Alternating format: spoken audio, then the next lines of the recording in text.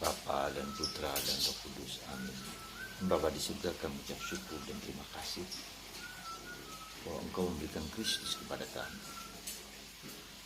sebagai juru selamat penebus, sebagai pembebas kami, sebagai Tuhan yang membela kami. Semoga iman kami semakin teguh dan kuat, dan tidak mudah terpancing, tergoda dengan iman-iman lain. Karena kejelasan, karena kerajaan Allah, karena keabadian, karena kebersamaan kami dengan Yesus, Sang Juru Selamat. Terpujilah nama-Mu dan sepanjang segala masa. Amin. Maka saudara, sekali lagi kita bersyukur atas Yesus Kristus. Dan Yesus Kristus itulah yang membuat kita beda dengan yang lain, beda dengan agama lain. Kita tidak mudah terpancing, tergoda oleh kehebatan, oleh pewartaan tentang agama lain. Tetapi Yesus adalah satu-satunya menjadi kekuatan kita di dalam menghayati hidup kita. Yohanes Pembandi memberi kesaksian siapa Yesus itu. Dan kesaksian Yohanes ini bagi kita merupakan sesuatu yang unbelievable. Bagaimana Yohanes tahu tentang Yesus kalau tidak diilhami oleh Roh Kudus, bahwa dia berasal dari atas, bukan dari bumi. Dia tahu apa yang di atas, apa yang di surga, apa yang di dalam kemuliaan keabadian itu. Dia tahu, dia berasal dari sana, bukan dari bumi, bukan dari manusia, bukan dari bawah. Ini yang membedakan dengan agama sebelah, dengan pendirinya. Tidak pernah ke sana, tidak berasal dari sana, dari bumi.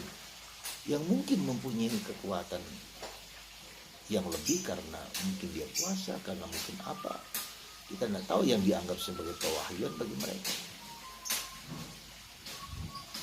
Dan ketidakpastian ini harus menjadi kunci bagi kita bahwa Yesus adalah kebenaran yang dari Allah, yang dari atas. Ini apakah kebenaran?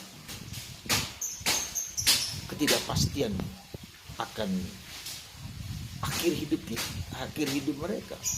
Kita pasti Tuhan berasal dari atas, Yesus berasal dari atas, datang ke dunia membebaskan kita dari segala belenggu, membawa kita kepada seperti dia sendiri, sebagai anak, sebagai putra.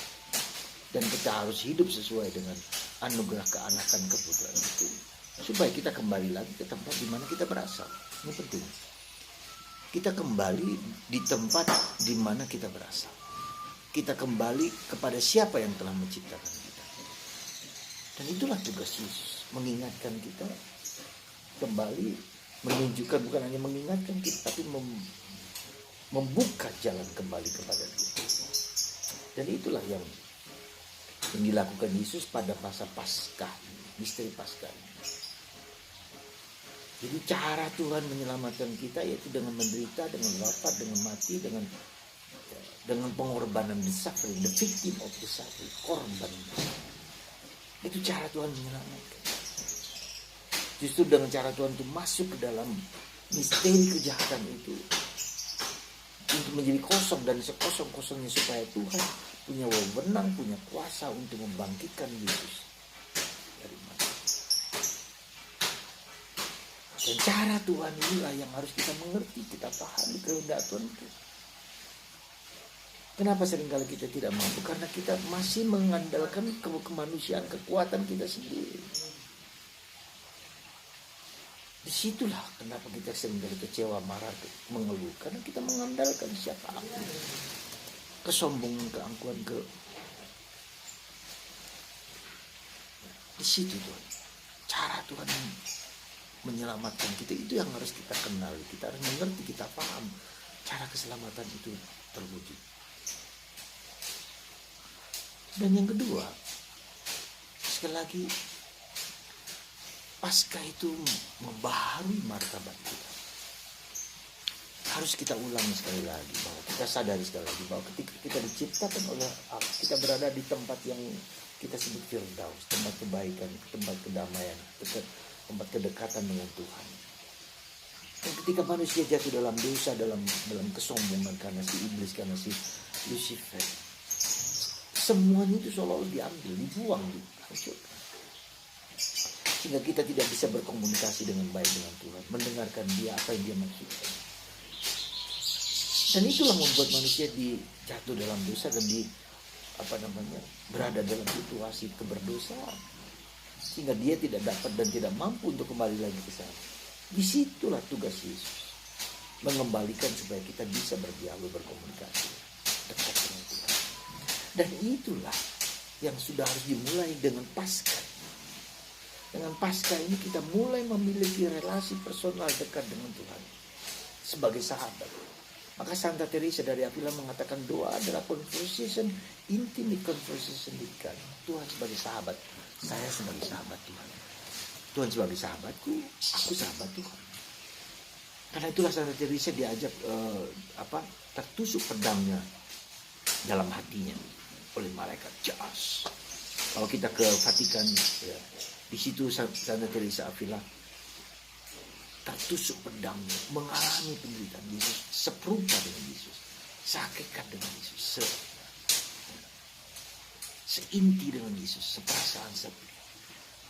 Itulah panggilan kita. Jadi panggilan kita bukan hanya nanti ketika kita sampai kepada kebersatuan dengan Tuhan. Betul, benar, tapi harus sudah dimulai sekarang. Coba perhatikan doa Anda, hidup doa Anda, kedekatan Anda. Apakah Anda dekat dengan Tuhan? Di mana arti kedekatan dengan Tuhan?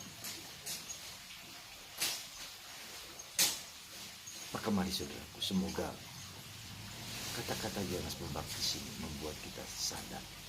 Jangan pernah meninggalkan Kristus dan menanggalkan Kristus. Meninggalkan dan menanggalkan Kristus.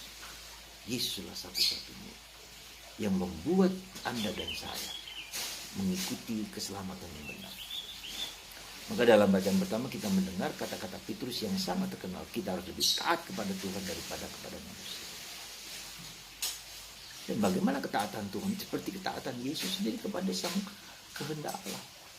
Dan bagaimana kita tahu kehendak Allah? Lihatlah Yesus. Di luar Yesus ada keselamatan. Meskipun kita menderita di dunia ini, tetapi penderitaan itu membawa keselamatan, keabadian. Maka bagi Anda yang menderita dengan penderitaan yang sehebat apapun, penderitaan Anda adalah jaminan keselamatan Anda. Jangan takut, maju terus, pantang mundur. Anda diselamatkan karena Anda mau menyerahkan seluruh hidup Anda pada Tuhan. Semoga Tuhan memberkati Anda. Dalam Bapa, Putra, dan Roh Kudus.